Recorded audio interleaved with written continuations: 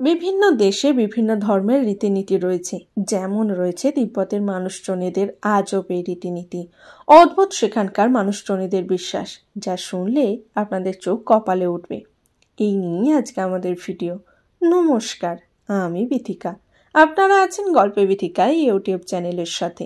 আশা করছি আপনারা আমার ভিডিওতে একটা করে লাইক করে দিয়েছেন।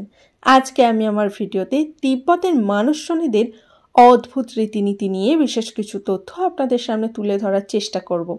হিমালয় পর্বতমালার কোলে রহস্যে মোড়া একটি দেশ হলো তিব্বত, যাকে অনেকে নিষিদ্ধ দেশ নামেও চেনেন। তিব্বত চীনের স্বায়ত্তশাসিত একটি দেশ। 1912 সালে ত্রয়োদশ দালাই লামার প্রতিষ্ঠা করেন এই তিব্বতের। অনেকেই এটিকে চীনের অংশ বলে মানতেই চান না তিব্বতবাসী।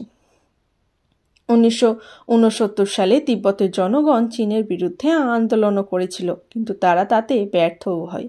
এরপর কিছু তিব্বতী জনগণ ভারত সরকারের সাহায্য নিয়ে হিমালয়ের পাদদেশে ধর্মশালাতে বসবাস শুরু করেছিল। রাজধানী লাসা থেকে 100 কিলোমিটার দূরে অবস্থিত রয়েছে গোবি মরুভূমি। এই মরুভূমির কষ্টদায়ক পরিবেশ মানুষের সাথে যোগাযোগ সাধনের জন্য নিরুৎসাহিত করে। তিব্বতের বেশিরভাগ ভূ অঞ্চলই সমুদ্রপৃষ্ঠ থেকে প্রায় 16,000 ফুটেরও বেশি উঁচুতে অবস্থিত। তিব্বতের বেশিরভাগ অংশই বছরের প্রায় 8 মাসের মতো বরফে ঢাকা থাকে। যেহেতু এটি হিমালয়ের কোলে অবস্থিত, সেই কারণেই এটি পৃথিবীর অন্যান্য দেশের থেকে একটু আলাদা। যোগাযোগ ব্যবস্থা এবং খারাপ আবহাওয়ার কারণে পর্যটকরা তিব্বত ভ্রমণে খুব একটা ইচ্ছে প্রকাশ করেন না। পূর্বে তিব্বত যে পর্যটকদের উপর ভ্রমণের নিষেধাজ্ঞা জারি করেছিল তা 1980 সালে তুলে নেয়। তিব্বতের রাজধানী লাসাকে বলা হয় নিষিদ্ধ নগরী।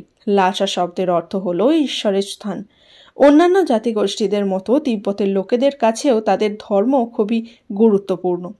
এই সমস্ত কিছুর পিছনে রয়েছে লাসা। এখানকার মানুষজনেরা দালাই লামাকে তাদের প্রধান ধর্মগুরু হিসাবে মানেন। তারা মনে করেন যে পূর্বের দালাই লামা মারা গিয়ে আবারও নতুন করে অন্য কারো শরীরে প্রবেশ করেন। তাই তিব্বতের সরকার নতুন দালাই লামাকে খোঁজ করতে করতে বছরের পর বছর কাটিয়ে দেন। তিব্বতের আনাচে কানাচে লুকিয়ে আছে বহু রহস্য, আর সেই রহস্য আজ পর্যন্ত কেউ উদ্ঘাটন করতে পারেননি। আমাদের বিভিন্ন ধর্মের মৃতদেহ সৎকারের বিভিন্ন নিয়ম রয়েছে, কিন্তু সবচেয়ে ভয়ঙ্কর নিয়ম এবং রীতিনীতি রয়েছে তিব্বতে। তিব্বতীয়রা মনে করেন যে মানুষের শরীর থেকে একবার আত্মা চলে গেলে ওই শরীরের আর কোনো দাম নেই।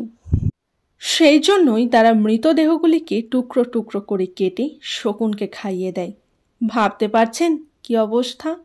কারণ তিব্বতীয়রা শকুনকে ঈশ্বরের দেওয়া সবচেয়ে পবিত্র প্রাণী বলে মনে করেন।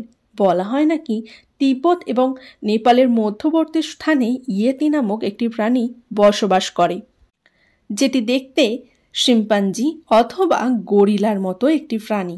এই ইয়েতিকে খোঁজার জন্য অনেক অভিযানও করা হয়, কিন্তু শুধুমাত্র এর বিশাল আকৃতির পদচিহ্ন ছাড়া আর কিছুই পাওয়া যায়নি। হিমালয়ের পাদদেশ থেকে 5,000 মিটার উচ্চতায় লাল রঙের বরফ দেখতে পাওয়া যায়। বলা হয় নাকি বরফের পরে এক ধরনের শ্যাওলার কারণেই এই লাল রং। কিন্তু অবাক করার বিষয় হলো -36 ডিগ্রি সেলসিয়াসে এই শ্যাওলা জীবন ধারণ করে কিভাবে। আরও একটি অবাক করার বিষয় হলো সাম্ভালা বা সাংরিলা। এই সাম্ভালা কথার অর্থ হলো পবিত্র স্থান। বৌদ্ধ মতে এই স্থানই হলো তন্ত্রমন্ত্র জাদুবিদ্যা শিখবার স্থান।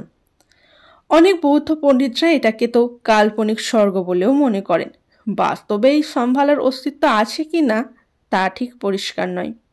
সময়ের সাথে সাথে তিব্বতের মানুষজনেদের জীবন ধারণ পাল্টেছে, উন্মোচন হয়েছে অনেক রহস্যের, কিন্তু পুরোপুরি হয়নি।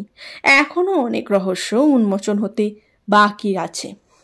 নিষিদ্ধ দেশ তিব্বত সম্পর্কে জেনে কেমন লাগলো তা আমাকে কমেন্ট করে জানাতে কিন্তু একদম ভুলবেন না।